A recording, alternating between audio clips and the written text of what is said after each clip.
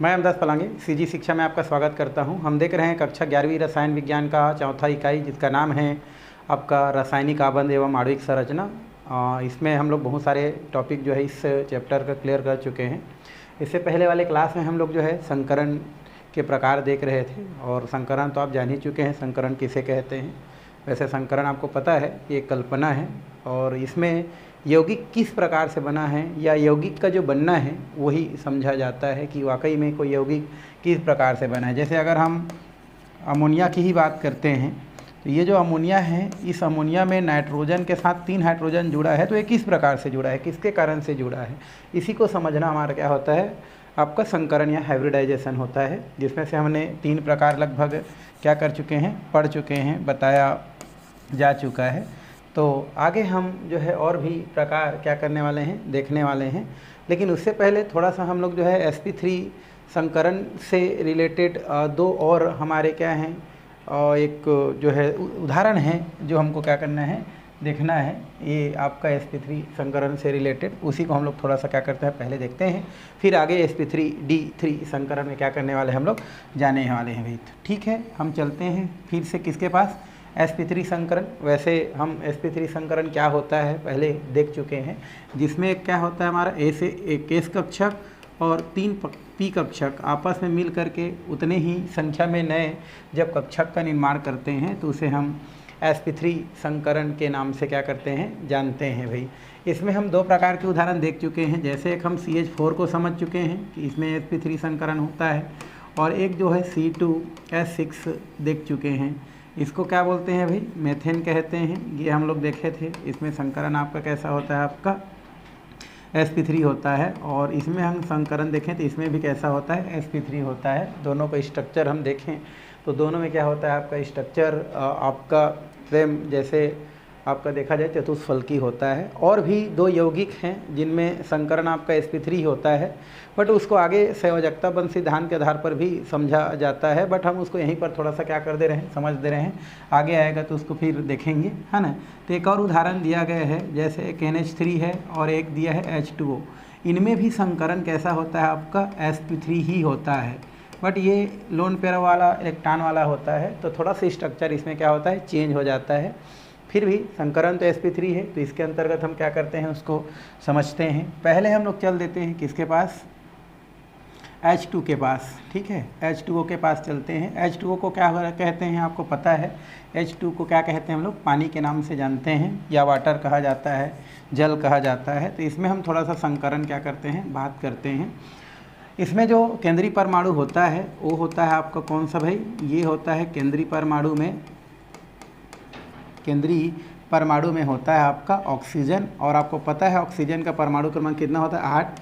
तो इलेक्ट्रॉनिक विन्यास लिखेंगे तो 1s2 2s2 और 2p कितना होता है आपका, ये 4 होता है। ठीक है, चूँकि आप ये भी जानते हैं कि 2d कक्षक होता नहीं है, इसलिए हमारा जो भी इलेक्ट्रॉन होता है वो 2p तक ही क्या होता है, इसमें भरता है। ठीक है, या इसमें भरा रहता है। तो ये इस प्रकार से इलेक्ट्रॉनिक विन्यास क्या होता है, 2p4 होता है। क्योंकि ये भी आपको पता है कि यहाँ पर क्या होता है, एक ही कक्षक जिसकी ऊर्जा क्या होता है, आपस में बराबर होता है, वही कक्षक भाग लेता है। तो यहाँ पर 2s और 2p हमारा संकरण में भाग लेता है। तो सामान्य अवस्था में अगर हम देखें तो इसका जो क्या होता है, जो सामान्य अवस्था होता है, इस सामान्य अवस्था में देखो क्या दिख रहा है भाई, हमारा ये दिख रहा है 2s, जिसमें इलेक्ट्रॉनों की संख्या कितना बार है, हमारा 2 ठो है। और ये होता है हमारा 2p, और जिसमें इलेक्ट्रॉनों की जो संख्या है वो आपका 4 बार है। ठीक है, ये 2p है, ये हो गया 2px, ये हो जाता है 2py, और ये हो जाता है आपका 2pz। क्योंकि आपको पता है ये भी है कि यहाँ पर 2d होता नहीं, 2d नहीं होता है, 2d नहीं होता है, तो इलेक्ट्रॉन आके उत्तेजित तो फिलहाल हो ही नहीं सकता है। और यहाँ पर ऐसा होता है कि 2s से इलेक्ट्रॉन उत्तेजित होकर के अगर 2p में भी चला जाता है तो कोई मतलब का नहीं होता है, क्योंकि जगह तो उतना ही खाली होगा जितना आपको खाली होना चाहिए। मान लो हम इसमें से इलेक्ट्रॉन उत्तेजित करके अगर आगे ले भी जाते हैं तो जगह कितना खाली होगा, 2 ही खाली होगा, क्योंकि यहाँ पर एक आएगा तो वहाँ पर उसके साथ एक जो है एक के साथ बंद बना लेगा, तो जगह 2 ही खाली होगा। तो इसलिए इसमें उत्तेजित करने की कोई ज़रूरत नहीं है, क्योंकि हमको बनाना क्या है, H2O बनाना है। क्या बनाना है भाई, H2O बनाना है, और O के साथ 2 हाइड्रोजन जुड़ा हुआ है, और 2 हाइड्रोजन के लिए यहाँ पर 2 अयुग्मित इलेक्ट्रॉन पहले से क्या है आपका वहाँ से रेडी है, तो अलग से उत्तेजित करने की कोई ज़रूरत नहीं है। उन दोनों कक्षक पर 2 हाइड्रोजन आता है और उसके साथ क्या हो जाता है, मिल जाता है और H2O का निर्माण करता है। चूँकि आपको संकरण H2O को बनना या ऐसे ही यौगिकों के बनना को ही हमको समझना है, वही आपका संकरण है रियल में। तो देखो इसमें 2 या युग्मित इलेक्ट्रॉन है, 2p का और 2pz का, और 2 हाइड्रोजन जो होता है, आपको पता है 2 हाइड्रोजन जो होता है उनके अंतिम कक्षक में भी एकक इलेक्ट्रॉन होता है और उनको एकक इलेक्ट्रॉन की क्या है, ज़रूरत है, जो कि ऑक्सीजन के पास उपलब्ध है। इसलिए 2 हाइड्रोजन क्या होता है, आता है और ऑक्सीजन के साथ मिल करके इस प्रकार से H2O का क्या करता है, आपका निर्माण करता है। यही संकरण है, यही संकरण है। रियल में यौगिक को ही बनाना ही संकरण होता है। उसको आप समझ गए तो संकरण आपका बन गया भाई, ठीक है। तो चलिए, इसमें उत्तेजित अवस्था नहीं होता है, डायरेक्ट क्या होता है, हमारा अतिव्यापित अवस्था होता है, क्योंकि हमारे पास 2 ऑलरेडी जगह खाली है जिसमें हम हाइड्रोजन को क्या कर सकते हैं, ऑक्सीजन के साथ जोड़ सकते हैं। तो ये होता है हमारा अतिव्यापित अवस्था। आप चाहेंगे तो संकरित अवस्था को आगे पीछे कर सकते हैं भाई, ठीक है। तो हम डायरेक्ट लिख देते हैं अतिव्यापित अवस्था। अतिव्यापित अवस्था में हम क्या करते हैं, ये हो जाता है आपका 2s जिसमें 2 इलेक्ट्रॉन हैं, और ये हो जाता है आपका 2p जिसमें क्या होता है, हमारा 2 इलेक्ट्रॉन इसमें और इस प्रकार से इसमें है। ये होता है 2px, ये होता है 2py और ये होता है 2p क्या होता है, z होता है, ये 2p है ना।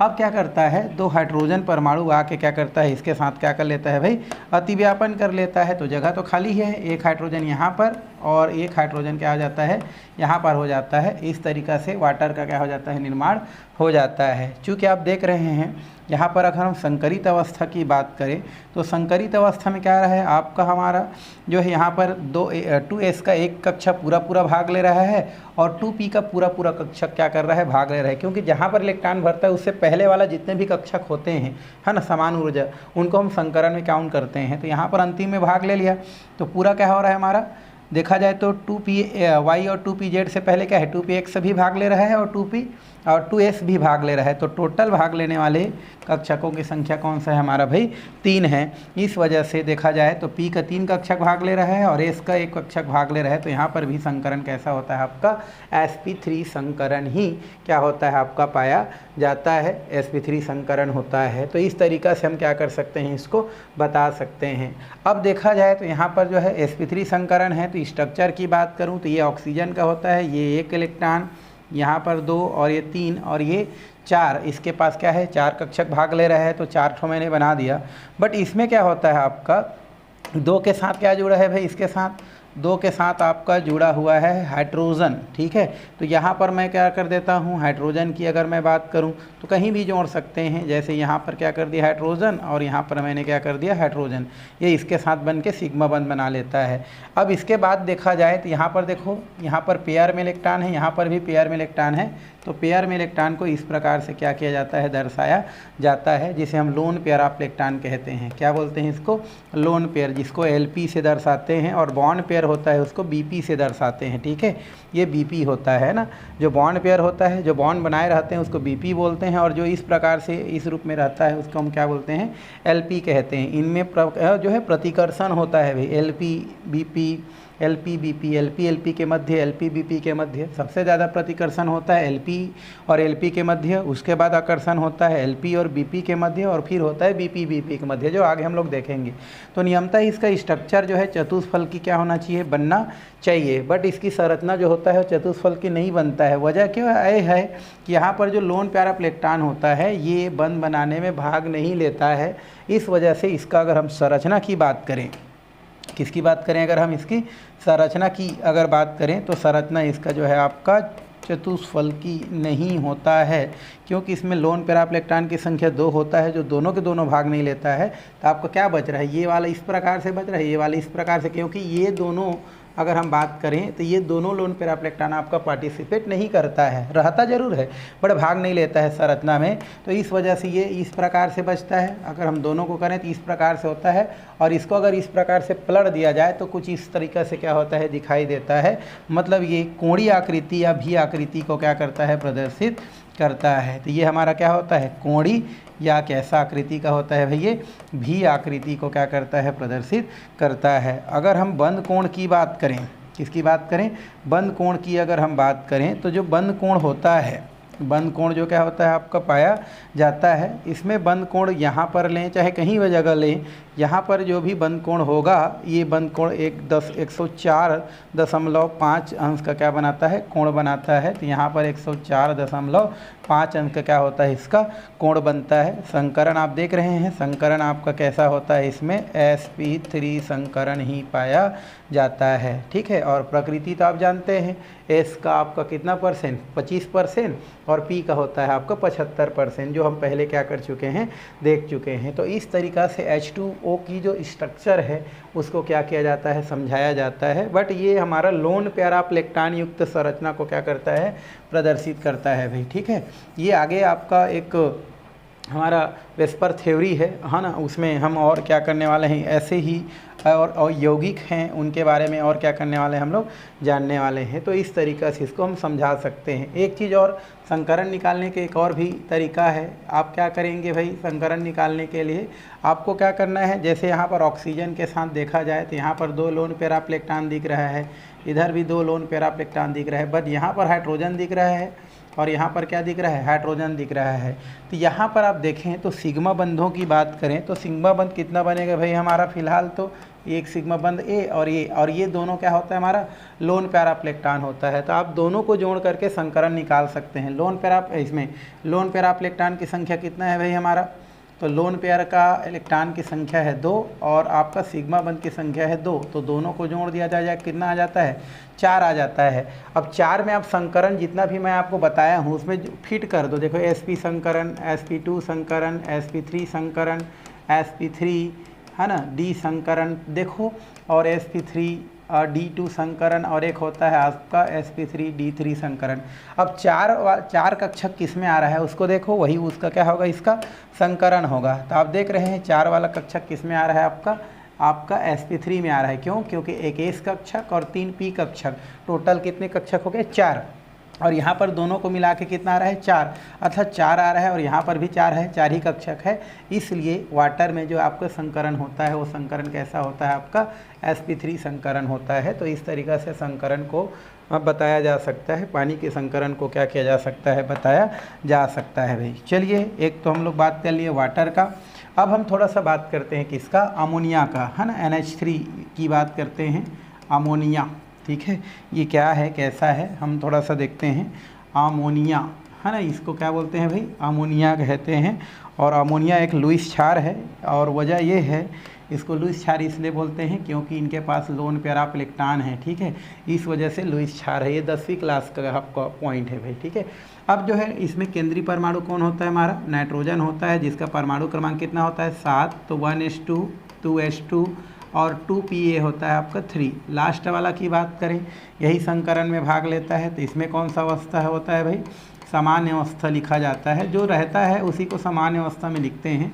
तो आप देख रहे हैं यहाँ पर 2s में आपका 2 इलेक्ट्रॉन यहाँ पर पड़ा है, और 2p की बात करें तो 2p में आपका देखा जाए तो 3 इलेक्ट्रॉन है, जो कि अर्धपूरित है, जो न तो इलेक्ट्रॉन देना चाहेगा और न ही इलेक्ट्रॉन क्या करना चाहेगा, किसी और से लेना चाहेगा, क्योंकि उतना में वो स्थायित्वता को क्या करता है, प्रदर्शित करता है। इस वजह से इसमें भी उत्तेजित करने की कोई आवश्यकता नहीं है, क्योंकि 3 जगह ऑलरेडी क्या है, खाली है, और 3 हाइड्रोजन उसमें आके क्या कर सकता है, आसानी से जुड़ सकता है। इसलिए उत्तेजित करना कोई ज़रूरत नहीं है। हमको बोल रहे हैं ना भाई, आपको यौगिक बनाना है तभी संकरण में अपने आप बन जाएगा। यौगिक को देखो, जो केंद्रीय परमाणु होता है उसके लिए उतना, जो केंद्रीय परमाणु है उससे जुड़ा हुआ जो भी परमाणु होता है, उन परमाणुओं के लिए आपको जगह उपलब्ध होना चाहिए। बस उतना को आपको भरना है और सबको गिन देना है कि कौन से संकरण है और कौन सा संकरण नहीं है। लेकिन हाँ, जहाँ तक भरता है उससे पहले वाले सबको लेना है, चाहे वो उसमें कोई भरा हो चाहे मध्य भरा हो, लेकिन लेना सबको है भाई, है ना। जहाँ इलेक्ट्रॉन भरते हो, मान लो लास्ट में भरते हैं तो शुरू का सबको लेंगे, ठीक है, तो उसको विशेष ध्यान रखेंगे। तो इसमें भी डायरेक्ट कौन सा अवस्था आता है भाई, अति व्यापित अवस्था आता है। कुछ करने की ज़रूरत नहीं है, 3 जगह खाली है मेहमानों के लिए, है ना, अलग से हमको व्यवस्था करने की ज़रूरत नहीं है। तो अति व्यापन अवस्था जो होता है उसमें क्या करता है आपका, ये देखो 3 जगह खाली है, इसको तो छोड़ दो, ये होता है 2s, और ये हम होता है देखते हैं, ये हो गया हमारा 2p, और 2p में कितना जगह खाली है, 3 जगह खाली है। अब टेंशन ही नहीं है, 3 हाइड्रोजन आसानी से वहाँ पर क्या हो जाता है, आ जाता है, और आके क्या हो जाता है भाई, व्यवस्थित हो जाता है। तो ये देखो यहाँ पर एक हाइड्रोजन क्या होगा, आएगा, और वहाँ पर क्या हो जाएगा, ये व्यवस्थित हो जाएगा। तो एक हाइड्रोजन हमने यहाँ पर ले लिया, खुश हो गया वो, यहाँ पर एक और हाइड्रोजन लिया, ये भी खुश हो गया, एक हाइड्रोजन और लिया, वो भी क्या हो गया आपका, खुश हो गया। अब ज़रूरत ही नहीं है, अमोनिया बन गया अपने आप, तो और क्या है, इसी को तो समझना है, इसी के बनना को। तो आप देख रहे हैं ये तो तीनों कक्षक भाग ले रही है ना, आपका पी का तीनों कक्षक भाग ले रहे हैं, लेकिन सामने में कौन छूट गया है, एस, वो भी भाग लेता है क्योंकि उसको छोड़ नहीं सकते हैं, इसलिए इसमें भी संकरण कैसा होता है आपका, sp3 संकरण होता है। चूँकि इसमें 4 कक्षक भाग ले रहा है तो इनकी भी संरचना कुछ इस टाइप का बनना चाहिए, ये देखो इस टाइप का बनना चाहिए। बट यहाँ पर क्या होता है, 3 जो होता है, 3 आपका हाइड्रोजन के साथ क्या रहता है, पेयरिंग रहता है। ये हो गया हाइड्रोजन, ये हो गया आपका हाइड्रोजन, और ये हो गया आपका हाइड्रोजन, ठीक है। ये बीपी होते हैं, बीपी मतलब बॉन्ड पेयर, ठीक है, बॉन्ड पेयर होता है। और ये जो हमारा होता है, इसके पास 2 हमारा जोड़ी बचा है, ये देखो एक जोड़ी बचा है, इसको हम लोग क्या बोलते हैं, लोन पेयर बोलते हैं। तो नियमतः संरचना तो इसका भी क्या बनना चाहिए, चतुष्फलकी बनना चाहिए। बट चतुष्फलकी नहीं बनता है, क्यों, क्योंकि एक लोन पेयर इलेक्ट्रॉन बैठा है जो कि संकरण में भाग नहीं लेता, तो ये 3 बज जाता है इस प्रकार से, ठीक है, 3 बज जाता है, जो कि आपका पिरामिडीय जो आकार होता है उसको शो करता है। और 3 कोण, 3 एंगल हो जाता है भाई, इस प्रकार से अगर मैं रखूं, जैसे आपका प्रिज्म होता है तो 3 कोण बन जाता है, वैसे ही क्या होता है, त्रिकोणी पिरामिडी आकार को क्या करता है, प्रदर्शित करता है। तो यहाँ पर संरचना की बात करें, संरचना की अगर बात करें तो कैसा होता है हमारा, त्रिकोणीय पिरामिडीय हम बोल सकते हैं। यहाँ पर संरचना क्या होता है, पाया जाता है। क्यों, क्योंकि देखो ऊपर वाला भाग नहीं लेगा तो ये कुछ ऐसा टाइप का बचेगा तीनों में। तो एक जो है पीछे साइड है, मतलब ये देखो ये वाला तो आगे है, ये वाला आगे है, और ये वाला पीछे वाला है तो पीछे है। तो इस टाइप का क्या होता है, संरचना बनता है, जो कि क्या होता है, 3 कोण को क्या करता है, शो करता है। और पिरामिड का आकार होता है तो पिरामिड कहते हैं, इसलिए संरचना इसमें कैसा होता है, त्रिकोणी पिरामिड आकार का होता है। अगर हम बंद कोण की बात करें यहाँ पर, तो जो बंद कोण होता है ना, बंद कोण होता है यहाँ पर, अगर हम प्रिज्म के तीनों की वहाँ पर बात करें तो बंद कोण आपका 107 अंश का यहाँ पर बंद कोण क्या होता है आपका, पाया जाता है। कितने अंश का भाई, 107 अंश का बंद कोण पाया जाता है, क्योंकि ये लोन पैराप्लेक्टान की वजह से थोड़ा सा बॉन्ड कोण क्या हो जाता है आपका, चतुष्फलकी में जैसे 109 का होना चाहिए उससे थोड़ा सा क्या हो जाता है आपका, कम हो जाता है। और संकरण तो आप जान रहे हैं, इसमें संकरण कैसा होता है आपका, इसमें भी sp3 संकरण होता है। और अगर हम प्रकृति देखें पहले जैसा, तो प्रकृति S का होता है 25% और P का होता है आपका कितना परसेंट, 75%। तो ये इस प्रकार से हम पानी का भी क्या कर सकते हैं, संरचना बता सकते हैं, बताया जा सकता है। तो ये सब जो होते हैं वो सब sp3 संकरण के अंतर्गत आते हैं। बट ये लोन पैराप्लेक्टान युक्त संकरण है, ठीक है, जो आपका बेसवर थ्योरी में क्या किया जाता है, पढ़ा जाता है, ठीक है। लेकिन हम यहीं पर आए हैं संकरण के आधार पर, इसलिए इसको यहीं पर क्या कर चुके हैं, या देख चुके हैं, है ना, या बता देते हैं भाई। आगे अगर और आता है तो और भी एक बार आपको बता देंगे, तो और आपको ज़्यादा अच्छा समझ में आ जाएगा, ठीक है। तो फिलहाल तो इतना में आपको समझ में आ गई ही होगा, जो कि संकरण कैसा होता है आपका, इसमें सब में sp3 संकरण क्या होता है, पाया जाता है, ठीक है भाई, ओके। अब हम चलते हैं नेक्स्ट संकरण की ओर। कौन सा संकरण है हम उसको देखते हैं। नेक्स्ट संकरण है हमारा sp3d संकरण, ठीक है। ये देखो ये 3 है ऊपर में, तो sp3d3 संकरण है, अर्थात sp3 हाइब्रिडाइजेशन है।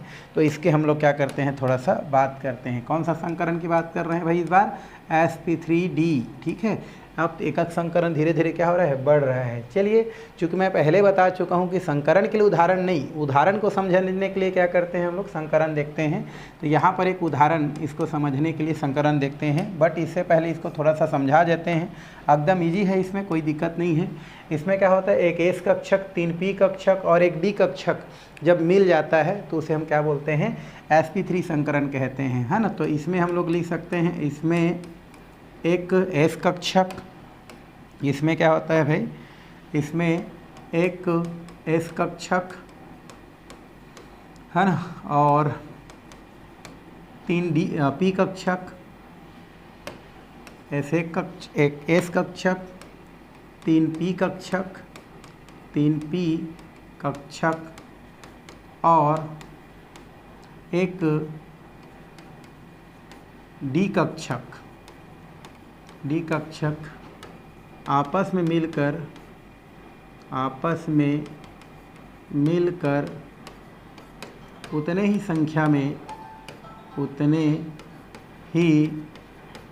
संख्या में उतने ही संख्या में नए कक्षक का निर्माण करते हैं sp3d संकरण कहते हैं। sp3d संकरण कहते हैं। मतलब कुल मिला के इसमें अगर हम बात करें तो एक s कक्षक, 3 p कक्षक और एक d कक्षक क्या करता है, पार्टिसिपेट करता है और sp3 संकरण का क्या करता है, आपका निर्माण करता है। चलिए हम इसको क्या करते हैं, इसके द्वारा हम क्या करते हैं, किसी यौगिक का बनना समझते हैं। तो यहाँ पर उदाहरण के तौर पर जिसको हम समझेंगे, जिसमें sp3d संकरण होता है, वो होता है PCl5। PCl5 को बोलते हैं फास्फोरस पेंटाक्लोराइड। ठीक है, फास्फोरस क्या नाम है भाई इसका नाम, पेंटाक्लोराइड। ठीक है, अगर कोई एक यौगिक है ना, वैसे दूसरे यौगिक के मतलब सेम दो तत्व अगर आपस में मिल करके एक से अधिक यौगिक बनाता है तो उस स्थिति में क्या होता है, आपका यौगिक का नाम डाई ट्राई टेट्रा पेंटा इस प्रकार से लिया जाता है। क्यों? क्योंकि यहाँ पर फास्फोरस जो है क्लोरीन के साथ क्रिया करके एक ऐसा यौगिक बनाता है और फास्फोरस पुनः क्लोरीन से क्रिया करके इस प्रकार के यौगिक बनाता है। तो चूँकि दोनों तत्व एक दूसरे से मिल करके दो प्रकार के क्या बना रहे हैं, यौगिक बना रहे हैं, इसलिए उसमें जो भी क्या होता है नाम देना रहता है, बोल दिया जाता है। जैसे इसमें 3 क्लोरीन है तो ट्राईक्लोराइड बोलते हैं और यहाँ पर 5 क्लोरीन है तो इसे पेंटाक्लोराइड बोलते हैं। ठीक है, तो ये तो हो गया इसके बारे में। अब हम फास्फोरस पेंटाक्लोराइड का बनना समझते हैं और देखते हैं उसमें संकरण कैसा होता है। तो यहाँ पर मेन केंद्रीय परमाणु की बात करें तो ये कैसा होता है, हमारा फास्फोरस होता है जिनका परमाणु क्रमांक 15 होता है। ठीक है, और इलेक्ट्रॉनिक विन्यास लिखना तो आता है 1s2 2s2 2p6 10 हो गया हमारा। ये ऊपर का मैं 2 6 लिखता हूँ, इलेक्ट्रॉन की संख्या है भाई, आप गिन सकते हैं। तो 2 4 6 10 हो गया और ये कितना हो जाता है 3s2 12 हो गया और 3p क्या हो जाता है हमारा, देखा जाए तो 3, तो ये 15 हो जाता है। तो टोटल हमारा 15 इलेक्ट्रॉन हो गया। ये लास्ट है हमारा 3s 3p और यही संकरण में क्या करता है, भाग लेता है, क्योंकि इनकी ऊर्जा एक दूसरे के बराबर होता है ना, क्योंकि एक ही कक्षा का है। तो यहाँ पर क्या होता है, सबसे पहला अवस्था कौन सा होता है भाई, सामान्य अवस्था होता है। ठीक है, सामान्य क्या होता है हमारा, अवस्था होता है। तो सामान्य अवस्था में इसी को लिखते हैं। एक चीज़ और, इसमें 3D भी पाया जाता है, बढ़िया अभी वो 0 है। 3s में 3 कक्षक होते हैं, s का, p का और d का, तो ये सबकी ऊर्जा इक्वल होता है ना। तो यहाँ पर 3s 3p 3d तो कक्षा तो वही है भाई, इसलिए तीनों के तीनों क्या कर सकते हैं, संकरण में भाग ले सकते हैं। तो पहले सामान्य अवस्था देख देते हैं भाई। तो सामान्य अवस्था में क्या होता है, यहाँ पर ये हो जाता है 3s, ये हो जाता है आपका 3p जिसमें आपका 3 इलेक्ट्रॉन है। आपको ऐसे ही भरना है, हुन ने हमको सिखाया है, ऐसे करके मत भर देना कि इसको मिटा दिए, एक में 2 कर दिए, एक में 1 नहीं, वो हुन के नियम के खिलाफ हो जाएगा फिर। ठीक है, अब यहाँ पर क्या होता है, हमारे 5 कक्षक होते हैं D में, तो ये हो जाता है 3D, है तो एक ही कक्षा के। अब ये पहले सामान्य अवस्था हो जाता है। चूँकि अभी जगह देखो तो जगह केवल 3 ही दिख रहा है, क्योंकि आपको क्या बनाना है भाई, आपको बनाना है PCl5। तो फास्फोरस क्या करता है, उसके 5 जगह खाली होना चाहिए। क्यों? क्योंकि 5 जगह खाली होगा तभी क्या करेगा, वो 5 क्लोरीन को अपनी ओर क्या करेगा, खींचेगा, 5 क्लोरीन के साथ अधिव्यापन करेगा। लेकिन हम देख रहे हैं कि यहाँ पर केवल 3 ही क्या है, हमारा अयुग्मित इलेक्ट्रॉन है। और क्योंकि हमको 5 अयुग्मित इलेक्ट्रॉन की आवश्यकता है, इसलिए क्या होता है, हमारा 3s से एक इलेक्ट्रॉन उत्तेजित होकर के किस में चला जाता है भाई, आपका वो 3D में चला जाता है। ये कहलाता है x, ये कहलाता है 2py और ये होता है 2pz। अब ये कहाँ चला जाएगा, हमारा 3D में, किसमें का, क्योंकि ये तो अर्धपूरित है तो जाएगा नहीं, और जाएगा तो 3h के 3 हो जाएगा। तो इसलिए 3s से इलेक्ट्रॉन किस में चला जाता है, 3D में चला जाता है। तो इस अवस्था को क्या बोलते हैं हम लोग, उत्तेजित अवस्था कहते हैं। ठीक है, अब उत्तेजित कराना पड़ेगा ही, क्योंकि हमारे पास इलेक्ट्रॉन की क्या है, कमी है। तो ये हो जाएगा हमारा 3s और 3p का तो उतना खुश है वो लोग तीनों में। ठीक है, तो 1 2 3 और एक किस में चला गया, हमारा 3D में चला गया भाई। ठीक है, 1 2 3 4 5, तो ये 3D में चला गया एक इलेक्ट्रॉन।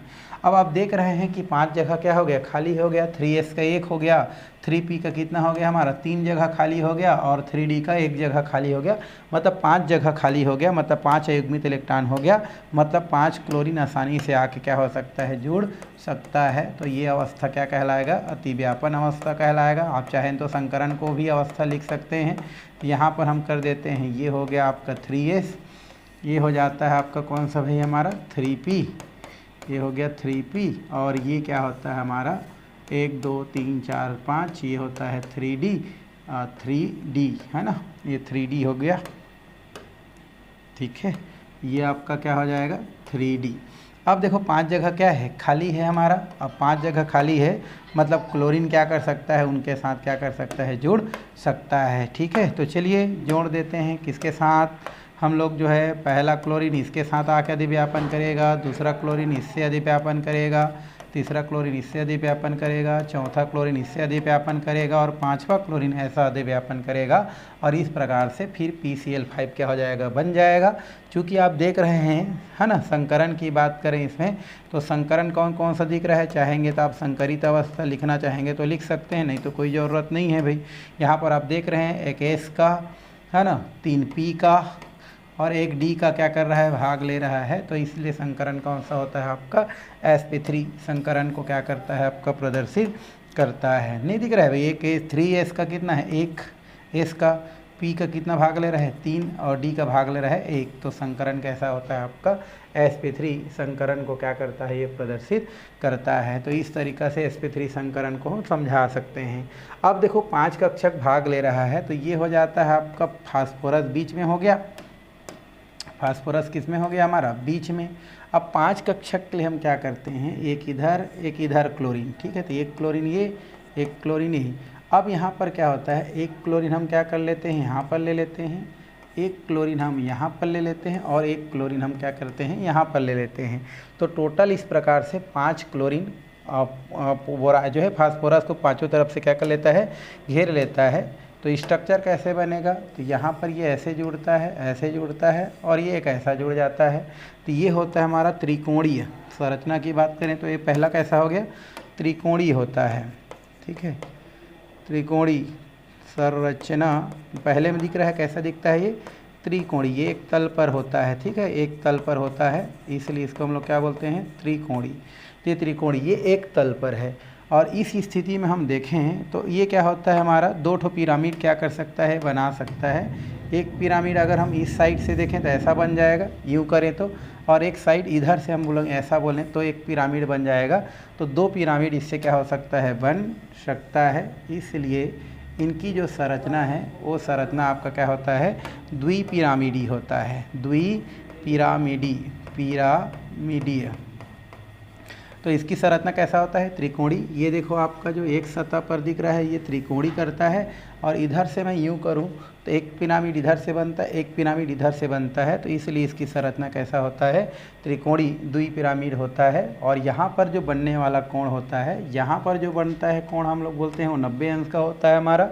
और इधर हम कहीं भी देख लें, यहाँ देख लें, यहाँ देख लें, यहाँ देख लें, तो ये आपका क्या होता है, आपका 120 अंश का क्या बनाता है, कोण बनाता है। क्योंकि यहाँ पर कोई लोन पैरा इलेक्ट्रॉन नहीं है, इसलिए 120 अंश का कोण बनाता है। तो यहाँ जो है कोण है, इस कोण की अगर हम बात करें तो कोण आपका कितना होता है, आपका एक होता है 90 अंश का, और एक होता है आपका 20 अंश का क्या बनाता है, आपका कोण बनाता है, या कोण का क्या करता है, आपका निर्माण करता है। और संकरण आपको पता है, संकरण कैसा होता है भाई इसका, तो संकरण आपका होता है आपका sp3 और ये D।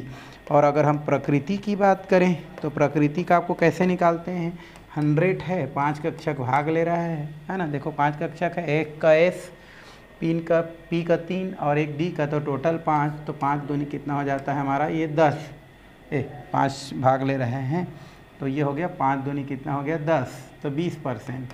कितना परसेंट आया, 20%, 20 पंचे 100, तो S का कितना हो जाएगा आपका 20%। और उसके बाद कितना हो जाएगा हमारा, उधर जाएं हम लोग जो है P के पास, तो P के पास कितना हो जाएगा 60%। और डी का कितना हो जाएगा आपका, ये हो जाएगा आपका 20%। तो इस तरीक़ा से प्रकृति भी क्या किया जा सकता है, इसका निकाला जा सकता है। तो ये क्वेश्चन आपको पूछता है, ठीक है, 11th क्लास के PCl5 की संरचना को संकरण के द्वारा समझाइए। तो संकरण की परिभाषा लिखना है और ये उदाहरण को इस प्रकार से एजेटी उतार देना है, थ्योरी लिखने की कोई ज़रूरत नहीं है, ठीक है। तो ये तो आपका हो गया आपका sp3d संकरण। चलिए नेक्स्ट देखते हैं हम लोग, ये है sp3d2 संकरण, ठीक है। अभी जस्ट हम लोग देखे sp3d संकरण देखे, आगे हमको क्या देखना है, sp3d2 संकरण। वैसे संकरण आप समझ गए होंगे कैसा है क्या है। इसमें एक s कक्षक, 3 p कक्षक और 2 d कक्षक क्या करता है, पार्टिसिपेट करता है, और तीनों मिल करके और चारों मिल करके, पाँचों छः मिल करके क्या करता है आपका एक जो है उतने ही संख्या में नए कक्षक का निर्माण करता है। सब में वैसे ही लिखना है आपको, ठीक है। तो यहाँ पर आप लिख सकते हैं sp3d2 संकरण। और sp3d2 संकरण में हम बात करें तो इसमें एक s कक्षक, 3 p कक्षक और 2 d कक्षक आपस में मिलकर उतने ही संख्या के नए कक्षक का निर्माण करते हैं। sp3d2 संकरण कहलाता है। तो इस प्रकार से हम संकरण को फिर से लिख सकते हैं कि इस प्रकार के संकरण में एक s कक्षक, 3 p कक्षक और 2 d कक्षक भाग लेते हैं और वो आपस में अपने ऊर्जाओं का पुनर्वितरण करते हैं और उतने ही नए कक्षक का निर्माण करता है जिनकी ऊर्जा पहले वाले कक्षक की ऊर्जा के क्या होता है, बराबर होता है। तो आपका sp3d2 संकरण कहलाता है। और ये जो संकरण है हम इसको जो है समझ रहे हैं आपका एक यौगिक उदाहरण के माध्यम से, और ये उदाहरण दिया गया है ना, वो है SF6। इसको बोलते हैं सल्फ़र हेक्साफ्लोराइड बोलते हैं इसको। क्या बोलते हैं भाई इसको, सल्फ़र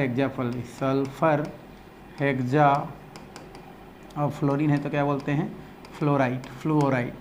तो सल्फ़र हेक्साफ्लोराइड है और इसमें हम सल्फ़र की बात करें तो सल्फ़र केंद्रीय परमाणु है और केंद्रीय परमाणु से 6 फ्लोरीन जुड़ा हुआ है। इलेक्ट्रॉनिक विन्यास 1s2, 2s2, 2p6, 3s2, 3p, ये होता है 4। फिलहाल इसमें 3d क्या है हमारा, खाली है, 0 है अभी, है ना, और ज़रूरत पड़ सकता है। और संकरण में चूँकि लास्ट हमारा 3 कक्षक है और 3 कक्षा है जिसमें आपका s कक्षक, p कक्षक और d कक्षक है, ये पार्टिसिपेट करता है। तो इसका अगर हम सामान्य अवस्था में बात करें तो कैसा दिख रहा है सामान्य अवस्था भाई, ये दिख रहा है हमारा 3s की बात करें तो 3s में 2 इलेक्ट्रॉन। अगर हम बात करें 3p की तो 3p का बात करूं तो इसमें 4 इलेक्ट्रॉन, है ना, 3p। और अगर 3d की अगर यहाँ पर बात किया जाए तो 3d फिलहाल कितना होता है हमारा, 1 2 3 4 5, 3d अभी क्या है, 0 है। चूँकि हम देख रहे हैं यहाँ पर युग्मित इलेक्ट्रॉनों की संख्या केवल कितना है, 2 है, और हमको कम से कम 6 युग्मित इलेक्ट्रॉन की क्या है, ज़रूरत है, जिसके साथ क्या कर सके, फ्लोरीन आके अतिव्यापन कर सके। तो बस फ्लोरीन के लिए आपको जगह क्या करना है, उपलब्ध कराना है। तो जगह कैसे उपलब्ध होगा भाई, जगह उपलब्ध होगा उत्तेजित अवस्था से। उत्तेजित अवस्था संकरण तो यही कहता है कि शायद उत्तेजित होता होगा, इस वजह से जगह खाली हो जाता होगा और इस प्रकार से यौगिक का निर्माण करता होगा। तो यहाँ पर चूँकि हमको जो है कितने जगह की ज़रूरत है, टोटल जो है 6 जगह की ज़रूरत है, ठीक है। तो 6 जगह की क्या है हमारा ज़रूरत है। तो उस स्थिति में कैसे करेंगे कि हमको 6 जगह हो, पहले से 2 है लेकिन हमको 3 और बनाना है। तो यहाँ से क्या करता है, 3p का जो px होता है, 3p का जो क्या होता है हमारा ये जो 3px होता है, 3px होता है, इसमें से एक इलेक्ट्रॉन और 3s से एक इलेक्ट्रॉन उत्तेजित होकर के 3d में चला जाता है। तो 3s से एक इलेक्ट्रॉन उत्तेजित होकर किस में चला गया, 3d में। इसी प्रकार इसमें हमारा देखा जाए तो इसमें का जो 3px होता है, इससे जो इलेक्ट्रॉन होता है वो उत्तेजित होकर के किस में चला जाता है, आपका 3d में क्या हो जाता है, आपका चला जाता है। और 3d में जा कर के क्या होता है, इस प्रकार से हम देख रहे हैं 5 कक्षक का 6 कक्षक खाली हो गया, 1 2 3 4 5 6। और इस प्रकार से वो क्या करता है, आपका फिर आपस में संकरित करता है और बाद में अतिव्यापित करता है। ठीक है, तो आप इसके चाहेंगे तो एक बार अतिव्यापित अवस्था, नहीं तो एक बार संकरित अवस्था आप क्या कर सकते हैं, लिख सकते हैं। तो जैसे संकरित अवस्था लिखेंगे तो एक बार उसी को दोहराना पड़ता है भाई, और कुछ नहीं है। ये आपका एक एस कक्षक, 3 आपका क्या है, पी कक्षक, ये हो गया 3p, ये हो गया 3s, और 2 क्या बच रहा है हमारा, 1 2 3 4 5, 1 और 1 2, ये हो गया 3d कक्षक। ठीक है, तो ये आपस में क्या करता है, इतना कक्षक भाग लेता है अधिव्यापन में। तो अधिव्यापन में इस प्रकार से भाग लेता है, कितने कक्षक भाग ले रहे हैं टोटल भाई, इसमें आपका भाग ले रहा है एक s का, 3p का और d का 2, इसलिए संकरण कैसा होता है आपका, sp3d2 संकरण होता है। और लास्ट होता है आपका अतिव्यापित अवस्था। अतिव्यापित अवस्था, अतिव्यापित अवस्था में खाली फ्लोरीन आके क्या करेगा, जुड़ेगा। तो इसमें 1 इलेक्ट्रॉन है, इसकी बात करें तो 1 2 3, इसमें 3 इलेक्ट्रॉन हैं, है ना, 3p। और इसकी अगर हम बात करें तो 1 2 3 4 5, तो इसमें आपका 2 इलेक्ट्रॉन है 3d।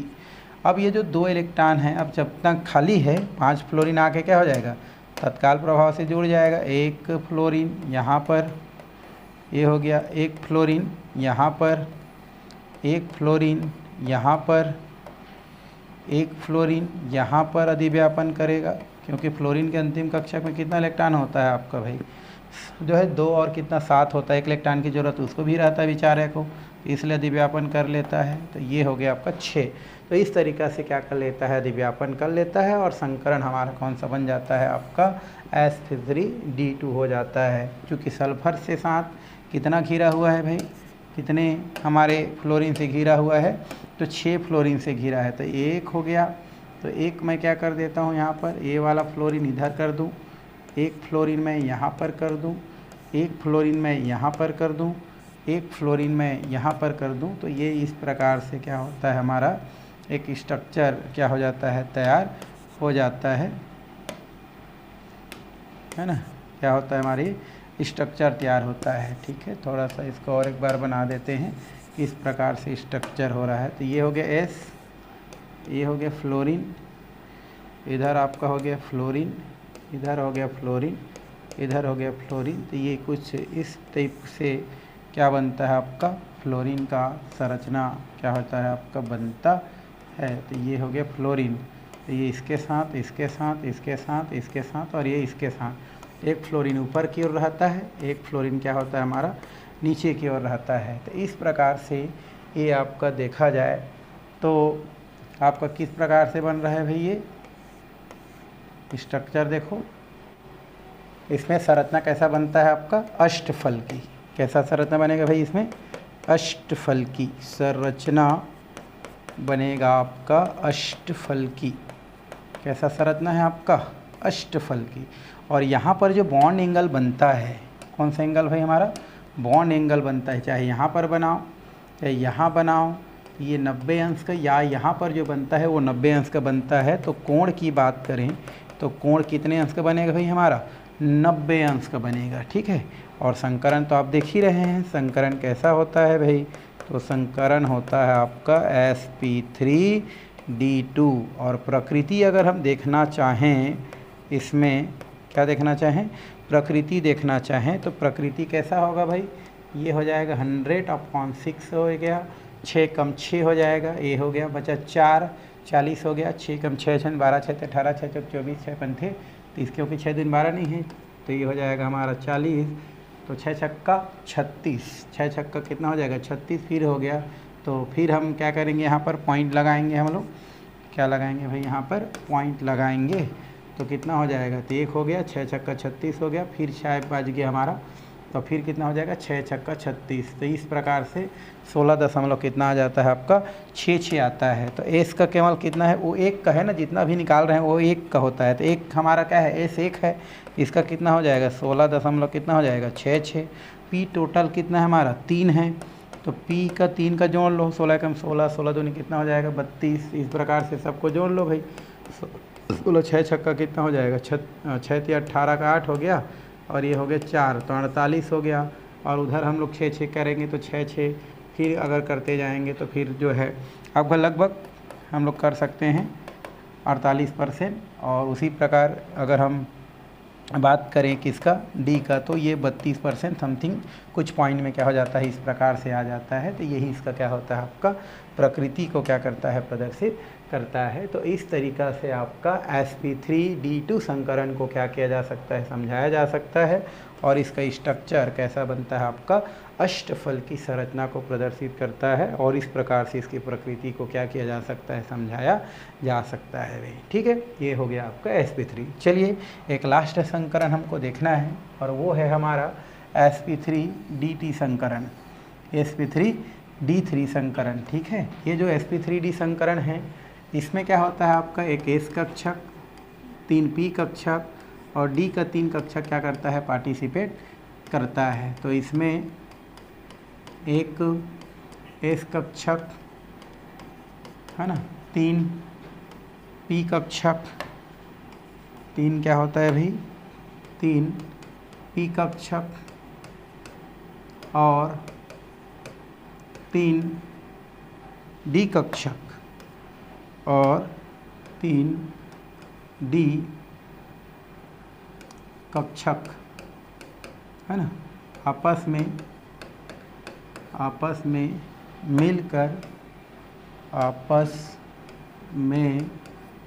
मिलकर उतने ही संख्या में नए कक्षक का निर्माण करता है, नए कक्षक का निर्माण करता है।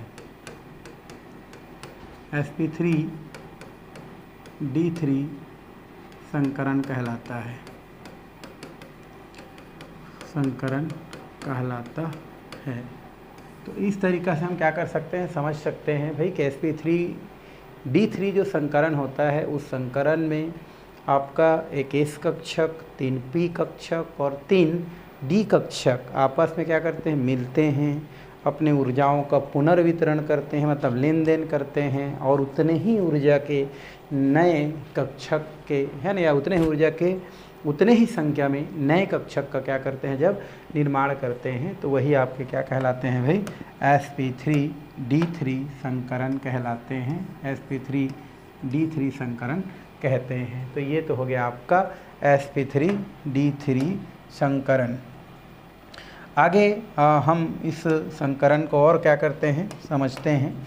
यहाँ पर उदाहरण लेते हैं हम लोग, किसका भाई, उदाहरण ले लेते हैं IF7 आयोडीन हेप्टा फ्लोराइड बोलते हैं, 7 को हेप्टा बोला जाता है।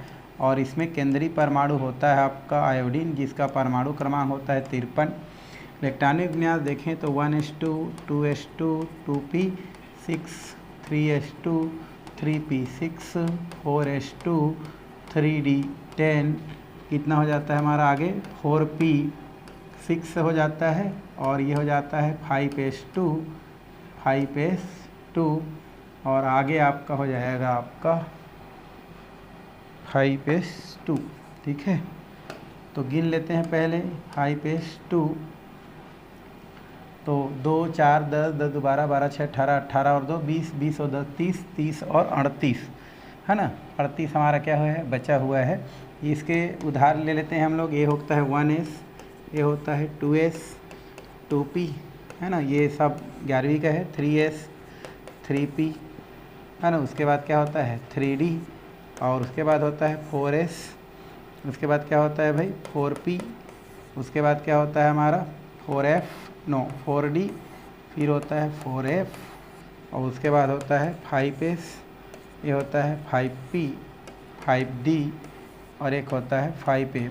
भरना कहाँ से स्टार्ट करते हैं, 1s से फिर 2s के पास जाते हैं, फिर किसके पास जाते हैं 2p के पास, फिर 3s के बाद किस में जाते हैं 3p। और इसमें अगर हम बात करें, ठीक है, तो यहाँ पर हम जाएंगे आगे, ठीक है। इधर मैं नीचे का नहीं लिखा हूँ, तो 1s हो गया, 2s हो गया, 2p हो गया, 3s हो गया, 3p हो गया, 4s हो गया, 4s के बाद 3d की बात की चाहे 4s, 5s, उसके बाद जाएंगे 4d, इसके पास 4d। तो यहाँ पर कितना हो जाएगा 4d में 10, और इसके बाद आ जाएगा 5p3। गिन के देखते हैं हमारा 5p3 कितना आएगा, ज़्यादा आएगा हमारा 5p5 आएगा, ठीक है। तो कितना हो जाएगा हमारा 5p5, ठीक। तो ये हो जाएगा 5p5। गिनो 2 4 6 10 10 है ना, 2 2 4 10 10 2 12 12 6 18 18 2 20 20 और 10 30 30 और 8 कितना हो गया हमारा 38 38 और 10 48 48 और 5 कितना हो जाता है आपका 53 हो जाता है। तो इस तरीक़ा से आप क्या कर सकते हैं, इसका सहारा लेके अगर आप कहीं जगह भूल जाते हैं तो आप क्या कर सकते हैं, संकरण को क्या कर सकते हैं सही, उसमें इलेक्ट्रॉनिक विन्यास को सही कर सकते हैं भाई, ठीक है। तो यहाँ पर देखो कौन आ रहा है अंतिम में, तो ये हमारा 5s और 5p आ रहा है, 5d भी होता है, हम इसी को लेंगे इधर।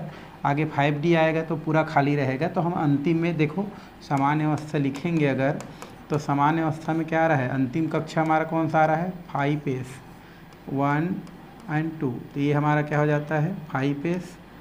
अगर हम बात करें 5p तो इसमें 1 2 3 4 और ये इतना हो जाता है 5। और हम बात कर रहे हैं 5d का, तो 1 2 3 4 5, ये हो जाता है 5d, ये हो जाता है आपका 5p। डी कक्षक पूरा खाली है और हमारे पास संयुग्मित इलेक्ट्रॉन की संख्या केवल कितना है हमारा 1 है, हमको 7 इलेक्ट्रॉन की ज़रूरत है, तो 7 कक्षक क्या करना पड़ेगा, खाली करना पड़ेगा। तो कौन सा अवस्था हम लोग कराते हैं भाई, उत्तेजित अवस्था। उत्तेजित अवस्था, उत्तेजित अवस्था में क्या होता है हमारा 3s का 1 इलेक्ट्रॉन और 3p का 2 इलेक्ट्रॉन, 3p का कितना इलेक्ट्रॉन हमारा 2 इलेक्ट्रॉन, ठीक है। ये 3p और ये हो जाता है 3s। तो 3s का हमारा 1 इलेक्ट्रॉन, 3p का 2 इलेक्ट्रॉन उत्तेजित होकर के किस में चला जाता है भाई 3d में, 1 2 3 4 5, तो ये 3d हो गया। एक इसमें आगे देखो, एक 3s का हमारा किस में चला, 3s को बोलता हूँ जी 5s का और 5p का 2 इलेक्ट्रॉन है, उत्तेजित होकर के 5d में चला जाता है। तो 5s का 1 इलेक्ट्रॉन, 5p का 2 इलेक्ट्रॉन उत्तेजित होकर के किस में चला गया 5d में चला गया। अब 5d जो होता है हम इसकी बात करें तो अब देख रहे हैं आपका सबकी अगर हम बात करें तो यहाँ पर कितना हो जाएगा हमारा 5s, ये हो गया 5p और ये हो गया 5d। तो 5x से हमारा यहाँ से इस प्रकार से 1 इलेक्ट्रॉन चला गया, यहाँ से 1 इलेक्ट्रॉन और यहाँ से 1 इलेक्ट्रॉन चला गया। तो आप देख रहे हैं टोटल अब जो है कक्षक की संख्या कितना हो गया 7 हो गया, 7 युग्मित इलेक्ट्रॉन, 1 2 3 4 5 6 और 7। अब क्या कर सकता है ये अतिव्यापित कर सकता है, कौन सा 7 हमारा फ्लोरीन। तो आपको क्या करना है सिर्फ अतिव्यापित करवाना है भाई, ठीक है। तो 1 2 और 3 थोड़ा सा बड़ा बना देते हैं इसको, ठीक है, ताकि हम लोग इसको अच्छा से लिख सकें। तो ये हो गया 1 1 2 3 1 2 3 और ये हो जाएगा आपका 1 2 3 4 5, तो ये हो जाता है 5d। तो 1 और 1 2। अब 7 फ्लोरीन आपको क्या करना है भर देना है उसमें। तो ये फ्लोरीन क्या हो जाएगा, यहाँ पर 1 हो गया, 1 फ्लोरीन यहाँ पर तो 2 हो गया, 1 फ्लोरीन यहाँ पर तो 3 हो गया, 1 फ्लोरीन यहाँ पर 4 हो गया, 1 फ्लोरीन यहाँ पर 5 हो गया और 1 फ्लोरीन यहाँ पर ये कितना हो गया 6 हो गया। तो इस प्रकार से संकरण आप देख रहे हैं 5s का 1 कक्षक, 5p का 3 कक्षक और 5d का 2 कक्षक भाग ले रहा है। तो 1 s का 3 p का, अच्छा एक और है हमारा ना ये यहाँ पर, तो ये हमारा क्या हो जाता है एक और, तो ये हमारा हो गया 5 का 3 कक्षक भाग ले रहा है। इसलिए संकरण कैसा होता है इसमें sp3d3 संकरण को प्रदर्शित करता है। तो इस तरीक़ा से संकरण को हम बता सकते हैं। संकरण सिर्फ आपका यौगिक का बनना है बस भाई। अब इसमें 7 कक्षक भाग ले रहा है, तो यहाँ पर क्या होता है ये हो जाता है आयोडीन, ऊपर हमारा क्या होता है, 2 ठो फ्लोरीन होता है। तो कैसे होता है इसको हम यहाँ पर समझा रहे हैं।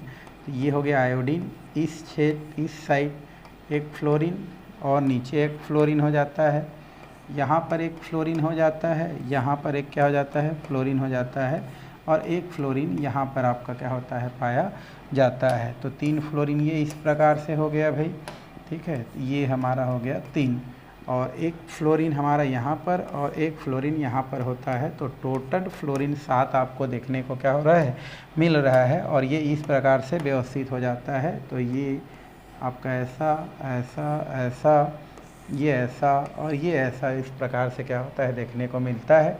तो 5 भुजा देखने को मिल रहा है। देखो, एक भुजा, ये दूसरा भुजा, ये तीसरा भुजा, चौथा भुजा और ये 5वां भुजा। तो संरचना की बात करें, यहाँ पर संरचना की बात करें तो ये पंचभुजी होता है, पंचभुजी है ना, पंचभुजी। और एक पिरामिड इस साइड से ऐसा बन सकता है, एक पिरामिड इस साइड से बन सकता है, हम बोल सकते हैं। इस वजह से यहाँ पर जो होता है वो द्विपिरामिड होता है। तो पंचभुजी द्विपिरामिडीय, पंचभुजी क्या होता है, द्विपिरामिडी होता है। और अगर हम कोण की बात करें तो यहाँ पर एक, तो यहाँ पर जो कोण होता है 90 अंश का बनाता है, और यहाँ पर जो होता है इस प्रकार से ये 72 अंश का कोण बनाता है। तो टोटल हम कोण की बात करें तो कोण जो है इसमें 90 अंश का और 72 अंश का क्या बनता है, कोण बनता है। संकरण आप जानते ही हैं, संकरण कितना होता है भाई, तो संकरण आपका sp3d3 संकरण होता है। और लास्ट अगर मैं प्रकृति की बात करूं तो प्रकृति में कितना करना पड़ेगा, 100 और बटे कितना हो जाएगा, 7 कक्षक भाग ले रहा है। तो 7 एक कम 7 हो जाता है, बच गया हमारा कितना, 3। तो 3 बच रहा है तो कितना हो जाएगा हमारा, ये हो जाता है 30।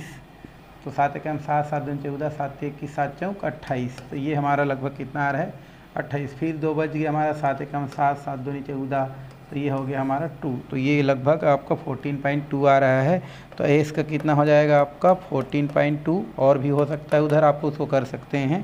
पी का कितना भाग ले रहा है भाई, टोटल हमारा 3 भाग ले रहा है। तो यहाँ पर हम पी बराबर कितना लिख सकते हैं, अब ये हो गया आपका 30 और 4 या 12, तो 30 40 42% हम बोल सकते हैं, 42% समथिंग जो है, और कुछ आप ले सकते हैं। और डी का भी कितना होगा, लगभग 42% और समथिंग समथिंग कुछ और ले सकते हैं। तो इस तरीक़ा से इसकी संरचना, इसकी प्रकृति और संकरण को इस प्रकार से क्या किया जाता है, दर्शाया जाता है। तो इतना में लगभग आपका जो संकरण यहाँ पर जो था वो क्या होता है, ख़त्म होता है। आगे आने वाला जो क्लास है उसमें हम लोग जो है वेस्पर थ्योरी के बारे में या और आगे जो टॉपिक है उसके बारे में पढ़ने वाले हैं।